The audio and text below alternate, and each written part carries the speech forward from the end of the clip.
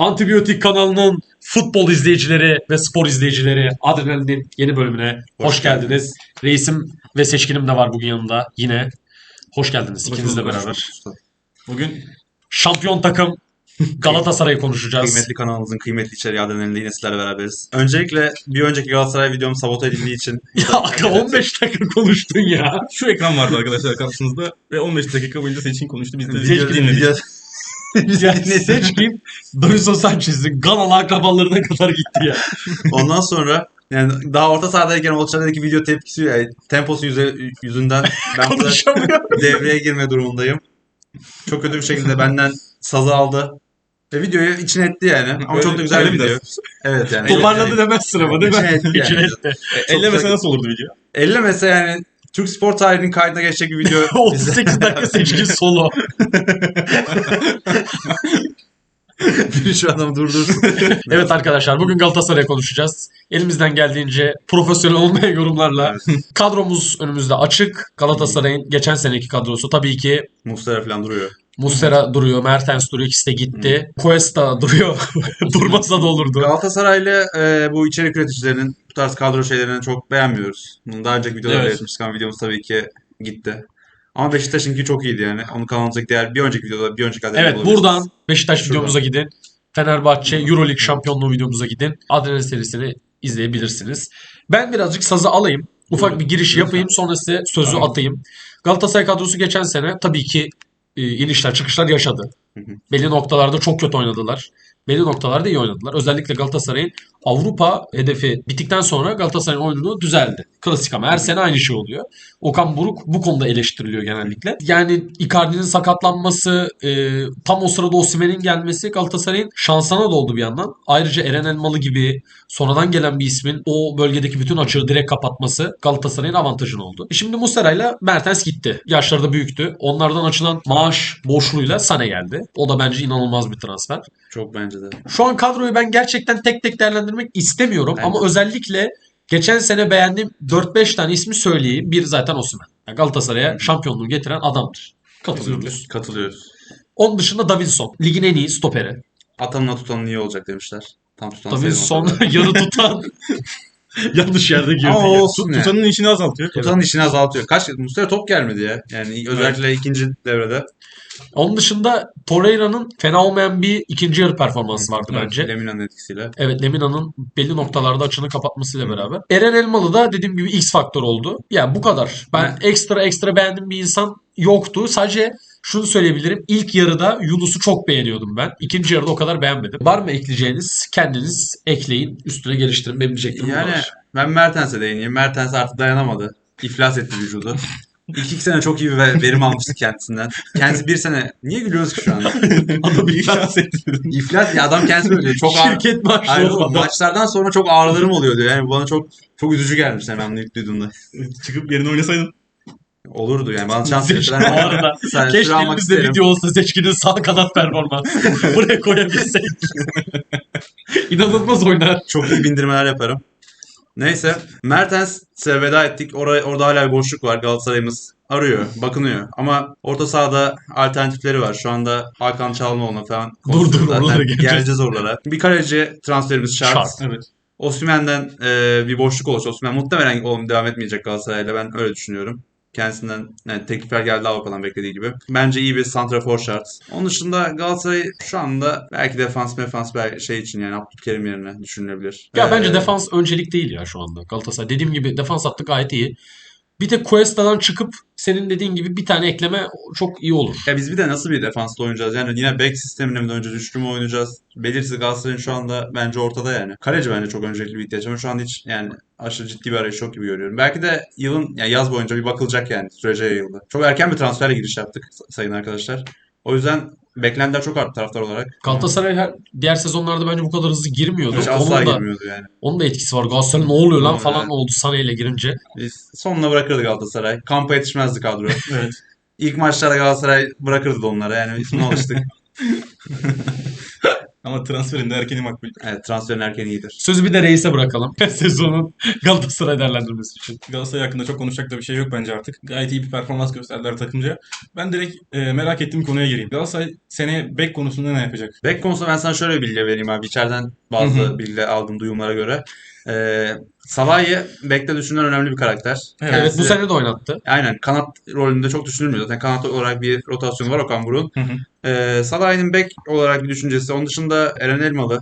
Bence Eren Elmalı sol beki götürür. Bence de götürür O ya. ikisi düşünülüyor. Belki Salah'ın yerine bir as bek olabilecek birisi alınabilir. Kendisi şey yapabilir. Ben Galatasaraylıların Frankowski'yi de çok erken sildiğini düşünüyorum. Ya Frankowski dörtlü beki. Elbette ki üçlü formasyonda zorlanıyor adam çünkü kanat bek gibi oynamadı hayatı boyunca. Ama doğru kullanımda Frankowski'nin de iyi ortalar kesip iyi alan kapatacağını düşünüyorum ben. Kötü bir oyuncu olduğunu Şu düşünmüyorum. anda gönderilmesi konuşuluyor mu onu da bilmiyorum aslında. Duymadım. Öyle bir şey de duymadım ama. Ya daha yeni aldınız bilmiyorum. Acele Bence gerek asıl var. Galatasaray Jakobs'tan çıkmalı. 4 milyon maaşı var. Harbi abi bu Jakobs ne ya? Jakobs'tan çıkarız zaten. Yani Kronik. çıkarız ya. Kronik bir adam. Oynamıyor da zaten. Her takımın başında böyle birkaç adam olur zaten. Evet. abi yani. Abi Galatasaray geçen Onun dışında bence devre orta arasında- sahaya çok da öyle Hakan işlerine ben gerek olduğunu düşünmüyorum. Dur dur Aciliyet dur dur. yok. Onu orada Tamam. konuşuruz. Bir tek şey Yani ekleyeceğim. söylesin ya orta sahada eksik olduğunu düşünmüyordu.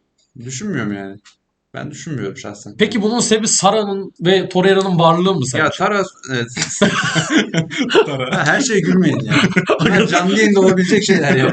Torreira, Sara, Lemina bence orta sahaya döndürürler. Tabii Avrupa hedefleri varsa ne kadar yeterli olur Lemina gibi bir karakter bilmiyorum ama ya Mertens bir- yine bence iyi ve Rafa tarzında bir Bence de. striker ve 10 numara. Olur. Bence iyi olur. Ya Ufaktan haberleri de geçelim. geçelim ya. Yavaş yavaş yoruma geçelim. Daha iyi olur. Yani çünkü kadroda ekstra ekleyeceğimiz biri yok. Hı hı. Hani herkesin performansını tek tek değerlendirecek vakit de geçti. Aynen öyle. Diğer isimler de normal performanslar sergiledi. İlk Abi- haberimiz Osimhen muamması. Bu herif ne yapmaya çalışıyor Seçkin? Bu herif hakkında ciddi konular var. Yani insanlar Ciddi konular. ciddi konu. Arabistan defterini kapattım dedi birkaç gün önce. Tekrardan Arabistan'da masaya oturdu. Yani şu an diğer kulüplere bir gözdağı vermeye çalışıyor. Aga ben Gidelim diye. çok ciddi bir soru soracağım ikinize de. Aga topçusunuz, Osimhen gibi bir şeysiniz, tamam mı? 50 milyon veriyormuş. Al-Hilal'in son çıktığı nokta 50 milyon gibi bir şeymiş. Evet. 50 milyonu kabul eder misiniz? Yoksa biraz idealist davranıp işte 8-10'a ya da işte 20'ye Galatasaray'a mı gidersiniz? Yoksa 10'a Avrupa'ya mı gidersiniz? 3 seçeneğiniz olsa. Çok zor bir soru bence. Ben Galatasaray seçeneğini hiç düşünmem. Ben de. Para istiyorsan Arabistan seçersin, kariyer istiyorsan Avrupa'yı seçersin. Ben hiç Galatasaray'ı aklımdan geçirmem. Dürüstlüğün için kutlarım Yani, kardeşim ya. ama bu bir gerçek. Ben Osman olsam yani. Ama tabii burada bir de taraftar faktörü. Yani seviliyorsun. Bilmem ne, Avrupa'da o kadar taraftar da sevmiyor yani. Bu bir gerçek. Arabistan'da da ben aşırı bir taraftar kültürünün olduğunda oluştuğunu düşünmüyorum. Daha yok ya. Evet, Evet. bence de yok. Yani tabii Galatasaray'ı biraz daha tutan, Türkiye futbolunu tutan faktör biraz bu oluyor benim gördüğüm kadarıyla son senelerde. Evet. Ne desem yani ben idealist davranırdım. Avrupa'ya giderdim. Yani daha yaşı genç. Sen ne düşünüyorsun reisim? Ya bence Galatasaray taraftarı bir oyuncuyla birebir ilişki kurmada çok başarılı bir taraftar.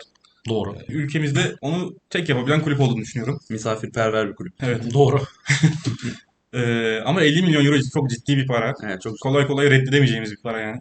Bir yandan da kariyer var şimdi. Arabistan'a gidersin eğer gerçekten hem fiziksel olarak düşeceksin hem de oyun kaliten olarak düşeceksin. Çünkü daha basit rakiplerle oynayacaksın.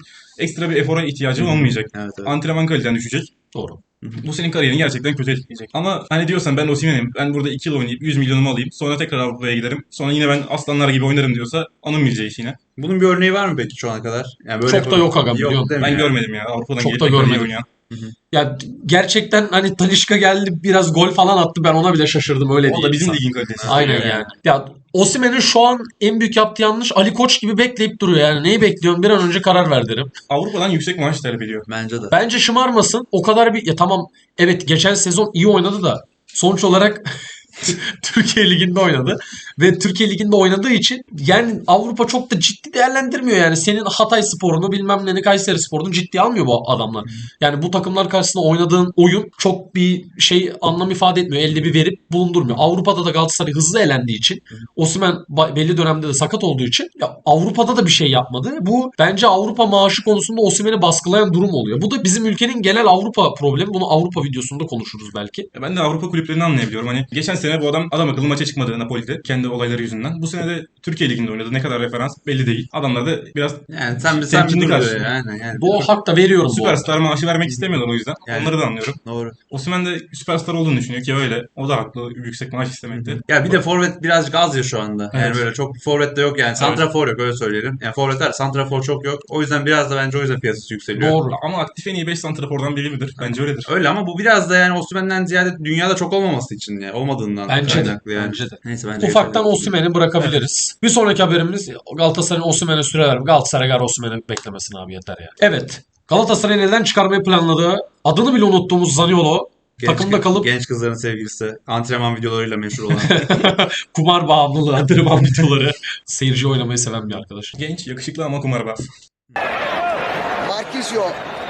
Genç, yakışıklı, güzel kardeşimiz ama yalancı. Mafya falan böyle konuşuyor. Dedikodular sürekli çıkan birisi. Galatasaray Mafya, sever ben böyle hiç oyuncuları. duymadım aga ama bilmiyorum. ya. Vardır ya. Vardır. Karşısına çıkar. Abi bir şey sorabilir miyim? Evet. Fiorentina ligimizden bir takım olsa hangi takım olurdu? Başakşehir. O mudur? İtalya'nın Başakşehir Fiorentina'dır. Öyle. Odur. Aşağı yukarı. Bir sonraki haberimiz Galatasaray'da stoper listesindeki isimlerin sıralaması Lucumi, Pavlovic, Laporte. Yani şu adam şunu tutuyorsa Lucumi'yi direkt 3. sıraya yazarım. Almayın. Pavlovic ve Laporte'u öne alırım. Davinson Sanchez'in önerilerini pek kulağa asmayın. Valla ben bir bakarım. İkisi iyi bir sinerjiye sahipse alırım. İkisi de mutlu olsunlar. Ben Lucimi tarafında... Ama Cuesta'yla Hakikaten iyi- Cuesta'yla iyi da bir çok sinerjisi iyiydi. vardı. Gerçi hayır. Milli takım falan iyiler miydi mesela? Yani Videoları izlemedim falan- o kadar da. Çünkü bu adamın Cuesta şeyi oynuyor. çok yüksek. Yani baktım ben yine bir 18-20 Öyle milyon öyle. var yani. Lucimi'nin şeyi var. Lucimi yüksek yani. Biz şakasındayız biraz şimdi. Lucumi bence Cuesta'dan 5 kat daha iyi topçu Tabii. zaten de. Ya sonuç olarak bence kulüplerimizin genel olarak politika ya da bir kültürü yok transferde. Bir oyuncu geliyor eline ya da bir oyuncu bulunuyor, atlanıyor sazan gibi. Yani bir oyun kültürümüz olsa, yerleşmiş bir ikon bir şeyimiz olsa böyle daha nokta atışı transferler yapabiliriz. Biz onun yerine olmuş, bitmiş ya da ölüsü ülkemize düşmüş adamlarla idare etmeyi seçiyoruz. Bu Davinson Sanchez için geçerli değil bu arada. Yani Lucimi de evet kötü mü? Kesinlikle değil. Buradaki hatta Pavlovic, Laporte hepsi müthiş Evet. adamlar. Ama hani bu adamlar mesela bizim ülkeye ciddiyle oynamaya gelmeye ikna olur mu? Bu problem. Adam buraya kaymağını yemeye geliyor. Sen düşünsene. Adam haberleri okuyor. Ulan Galatasaray Osimhen'e 20 çekiyor. Bana da bir 10 çekse. Böyle geliyor adam yani. Oğlum budur abi. Ama bu ülke için kötü yani. Birazcık da biz bir sistem oluşturmaya çalışıyoruz havasını vermemiz lazım artık Avrupa takımlarına. Bir O şeyle yüzden. kompanse edeceksin yani. Bu adamların sözleşmesi bitiyor. Bu adam Avrupa'dan da istiyorlar. Sen ya yüksek para vereceksin. Senin ligin belli sonuçta. O da doğru. Yoksa gelmez ya. Niye Doğru gelsin? zaten de. Ama ben buradan o yüzden Laporte'a pek gitmezdim. Kendisi zaten Arabistan Ligi'nde oynuyor. Bence de ben de. Evet. Diğer ikisi daha iyi olur Galatasaray için. Morata kesin olarak ayrılacak demiş. Ne olur git ya. Git artık ya. Adam Yani yarım sezon çocuğuna gidiyor. bağırırlar ağlarsın. Eşinle kavga edersin. Depresyona girersin. Git artık ya. Tadını kaçırdı. Yarım Hadi git ayda. artık ya. Yarım Vallahi. ayda ya. Yarım Yarım dönemde. dönemde. Yeterli. Ya Göreceğiz ne onu. kadar Türkiye Ligi'nde bir yere gelme Morata'ya şu laflar edebiliyoruz ya. Gerçekten birkaç sene. Bak işte bu da şımarıklık oluyor Evet, bak. yani. Morata olmuş topçu tamam mı? Peki forvet almadınız. Osimhen yok. Morata ile devam etmek ister misin? Ben etmek istemem. Bu adam o kadar da şey değil bu arada. Yırtıcı bir adam değil. Bak oyun planına bağlı. Yani oyun planı mesela Morata'nın arkasında daha golcü bir 10 numara seçkin istedik tip bir adam olursa bence Morata'ya da attırır. Belki bu arada o 10 numaraya Icardi'yi falan çekebilir. Icardi oynamak Yok, isterse. yok, Icardi yok, gol atabiliyor yok. çünkü. Ya dağıtır zaten de. Ama Icardi 10 numarayken dağıtmaz. 9 numarayken dağıtır. Aynen. Bu sefer de arası boş kalıyor bence. Forvet hattıyla orta saha Sen bir uzaklaşıyor. takıma 10 numara koyuyorsan o 10 numaradan orta sahada destek istemen lazım. Onu Icardi'den isteyemez. Vallahi Icardi kalırsa bela da olabilir Galatasaray bu sene. Bakacağız. Aga Icardi ne yaptı mesela bir senedir? Obez gibi gelmiş geçen Şey yapmadı. kutlamalara. Ama ya Icardi tekniği olan bir adam ama o adam oynamak ister. Yedekte kalmak istemez. Zaten. Evet. Onu oynatmak için Icardi iki varsa forvet da oynatacaksın yaparsan. İki forvet ama yani ne kadar düştü. Düşmez o adam. Türkiye Ligi'ni çok rahat götürüyor. Hala elit skorer. Bir sonraki haberimiz. Barış Alper için çok ciddi teklifler var. Ne kadar? Ben inanmadım. Sürekli yani bana ciddi bir kaynak göstermiyor. Ben her sene bu adam için böyle haberler çıkıyor. Hiç de bir yere gittiği yok. Hiç de birinin para dediği Ama yok. Red Bull'da reklam çekmiş. Belki oradan Leipzig falan. Mesela Seçkin'e soralım bir Galatasaraylı olarak. Barış Alper'e kaç milyon? Barış Alper'e mi? Ya genç. Bak Avrupa'da 20 veren alsın ya. Hayır sen bir Avrupa takımısın. Barış Alper'e kaç teklif Aynen. edersin? Ha. Galatasaray'ı çalacaksın. Ben onu diyorum. Mesela çünkü şöyle düşün. Benfica şeye kaç verdi? 12 verdi. Kerem 12 Aktürkoğlu'na- artı 1 verdi. Aynen. Ya şu anda 15 maksimum ya. Ben de o civardayım 15 bu yani. arada. Ben Ben de 15 Kerem 12 ise 15 verir. O da yani biraz daha böyle bir atletik belki daha güçlü şey yapabilir diye. Bence Kerem'den Galatasaray'dayken iyi oyuncuydu. Kerem'den. Ben Kerem'i çok sevmezdim açıkçası. Ha, bizi kurtardığı sırtta da olmuştur ama. Evet. Ben de aynı noktadayım. %100 Yani bizim katılıyorum. Galatasaray'ın o agresif oyunu bu adam daha iyi uyuyor. Bu adam gerçekten kuvvetli bir adam. Evet bazen saçma sapan tercihler yapıyor saha içinde ama çok kuvvetli Bir güçlü şekilde topçu. var yani. Orada var. Ama çok yeteneksiz ya. Çok yeteneksiz gerçekten. Bir sonraki haberimiz. Hakan Çalhanoğlu mevzusu. Seçkin'in en çok bir şeyler söylemek istediği mevzu. Inter Galatasaray'dan 35 milyon euro istiyormuş. Bence bu Avrupa kulüpleri öyle bir masa kurdu. Biz bunlara ne kadar koparırsak iyi şeklinde. Bence asla alınmaması Bizi mi lazım. koparıyorlar? Evet yani bizi koparmaya 35 milyon Hakan Çalhanoğlu Cengiz Ünder vakası olur yani bence. Türkiye'de çok. Oğlum ya Cengiz Ünder'e 15 verdik. Valla öyle bir şey olur. Bence kesin gelmesin yani. Olma ihtimali düşük yazmışlar zaten. Ha yok bonservis konusunda indirme gidilmezse. Diyelim ki 20'ye indi bonservis. İnşallah. 20 ise gelsin. Gelsin biz zahmet Saray'a 20 aldık. Yani 20 ise gelsin. 20'ye okeyiz abi. Evet. Ama aga Bunu bir de- satamazsın ama bak. Sarayı satabilir. Bu kaldı artık. Bunu satamazsın tekrar. Olsun abi Bunun gideceği yer Başakşehir. Bunlar- Vallahi can isterse. bundan 3 sezon verim alırız. Evet, çok rahat üst sezon. Aga Türkiye Ligi o kadar düşük ki. Bir de bunu videonun sonunda değinmek istiyorum da. Hani Galatasaray ne yapacak konusunda, yani gene Türkiye Ligi beklentisi varsa Galatasaray'ın, Hakan Çalhanoğlu yani çok fazla bizim lige. Ki Oğlum, ben hiç evet, sevmem gerek- yani. Çok Hı. çok yüksek bir profil ya oyun kurucu olarak. Ya ama bir şey diyeyim mi? Ya çok ciddi eleştiriler de var. Bu adamın çok yani bir sistem oyuncusu olduğu hakkında bir söylentiler ve Galatasaray'ın da bir sistemi olmaması. Genel olarak milli takımda ya da Türk takımında bir sistem olmaması. Kara düzen şekilde oyun ilerlemesi. Kara düzen çok doğru ifade ya. Kara düzen yani. Icardi diyor sen şuraya şöyle geç. O ya da Osimhen yönetiyor. Bir tane ağ babası oluyor takımda. O maçlık yönetiliyor yani. Bu adam da yani öyle şeylerde mesela milli takımda çok etki göstermesinin sebeplerinden birisi bu. Yani yok yani bizde öyle düzen. O yüzden ben çok Katılıyorum. başarılı olabileceğini sanmıyorum Bence Türkiye'de. de. Bir sonraki haberimiz. Ben ufaktan şeye geçmeden önce size bir şey sormak istiyorum. Şimdi Galatasaray'ın oyuncularından bahsettik. İşte Saray'ı, Torreira'yı. Gelen adamlardan bahsettik. Sané'yi konuştuk da şurada bir Galatasaray haberi girelim. Sané'yi konu. Sané'yi konuşmadık. Sané'yi Bir de bu haber üstünden Sané'ye konuşalım ve sonra size soru yönelteceğim. Sané Galatasaray'ın ilk transferi ve çok bomba bir transfer Evet. bence. Kanatta yani muazzam Çok olacak iyi bir bence. adam. Ya Süper Lig seviyesi diye bir şey olmadığı için Sané falan Şampiyonlar Ligi'nde en azından bir performans gösterirse Galatasaray için iyi olur. Benim şimdi size sorum şu. Galatasaray'ın kadroyu konuştuk. Gelen adamları konuştuk. İşte istenen paralar belli. 35'ler, 50'ler, 20'ler uçuyor anasını satayım. Galatasaray'ın önümüzdeki sezon yapması gereken şey ne? Batmamak. Batmayacaksın yani. Hayır, ciddi söylüyorum. Şampiyonlar Ligi. Mesela Galatasaray taraftarsın. Şampiyonlar Ligi'ne gitti Galatasaray. Ben- 24'e mi girsin? 16 mı izlemek istersin? İşte lig şampiyonluğu mu istersin? Kupa mı istersin? Süper Kupayı da alsın mı ligin başında? Hani tam olarak beklentin ne olmalı Ben Galatasaray? şunu söyleyeyim abi. Ben tamamen ligin ben şu an Galatasaray'ın başında olsam ben derim ligde salıyorum. Yani bunu açık açık söylüyorum ama salarım. Belki ikinci de üçüncü olacak şekilde tutarım. Fener'i şampiyon yapmayacak şekilde tutarım. Beşiktaş şampiyon olsun. Sadece Şampiyonlar Ligi'nde son öyle 8'e falan belki çeyrek finali ona oynamaya çalışırım. Muazzam olur. Yani ben Muazzam bunu olur. isterim yani. Yani bence artık yeter şampiyon. Şampiyonluktan bir para da kazanmıyorsun çok. Şampiyonlar Ligi'nde bir iyi paralar kazanıyorsun. Ben sadece Şampiyonlar Ligi'nde oynarım. Ben de bu kafadayım. Ben de öyle. Yani 5 yıldız aldın sonuçta. 5 Yani- yıldız bak forma sattırmak için çok önemli bir şey. Şu an 5 yıldızda çok fazla taraftar forma alacak Evet, ama bu sene çok alan var ya. 26. şampiyonluğun formasını çok kişi almaz bence. Herkes için önemli olan Yani 5. şöyle yıldız bir şey de olması. sorarlar adama. Hani sen bu Sané'yi aldın ama 3 yıl şampiyon olan takımı 4. yıl bir daha mı şampiyon yapsın diye aldın Evet. yoksa Şampiyonlar Ligi'nde bir iş yapalım Evet, diye mi evet. aldın Yani diye ben sorarlar. sadece Şampiyonlar Ligi'ne odaklanırım şahsen. Ben de öyle. Valla ben de aynı kafadayım. Ben artık Galatasaray özelinde 3 sene üstte şampiyon olmuşsun. Kupayı getiriyorsun. Önce lige biz bak hala varız kafasında Süper Kupa hedefi koyarım. Ki bu senenin Süper Kupası'nı ben ciddiye alıyorum şahsen. Normal çok ciddiye almıyordum. Ve dandik maçlar oluyordu. Bu sene Süper Kupayı alıp Şampiyonlar Ligi kısmına banırım. Çünkü abi bizim artık bir Avrupa 3 kulvarda da konferans, UEFA ve Şampiyonlar Ligi'nde bir şeyler göstermemiz lazım artık. Yani biz kuru 20 milyon verip 32'de elenip eve geri dönüyoruz yani. Bu çok kötü bir şey ya. Abi bir açıklandı, UEFA bilmem nesi olan diyor. Bizim takımlar kaçıncı acaba? Ulan bütçede ilk 5'teyiz, 6'dayız, 32'de Rangers baba bizi eleme diyoruz Evet, ya. evet. Rangers 50 milyonla bir tane zenci koyuyor, bizi yeniyor ya. Bu çok ciddi bir problemi yani yönetim problemi. Abi genel problem. Keşke sadece yönetim olsa Yani ya. verimsizlik yani çok ciddi bir Futbol verimsizlik var. kültürü problemi bu. Evet yani. Bu nedir abi? Yani işlerin yolunda gitmediğinin en net göstergesi Evet. falan ve futbola bu kadar talep olan bir ülkede bu kadar başarısız ben anlamıyorum yani. Gerçekten çok ilginç bir şey. Son olarak Manavgat Hayvanat Bahçesi'nde yeni doğan iki aslan Osimhen ve Ciro Türkiye'mize Manavgat'ımıza hayırlı olsun. Hayırlı olsun. Hayırlı olsun. Umarım mutlu ve güzel bir hayata sahip olurlar. Kendilerini seviyor.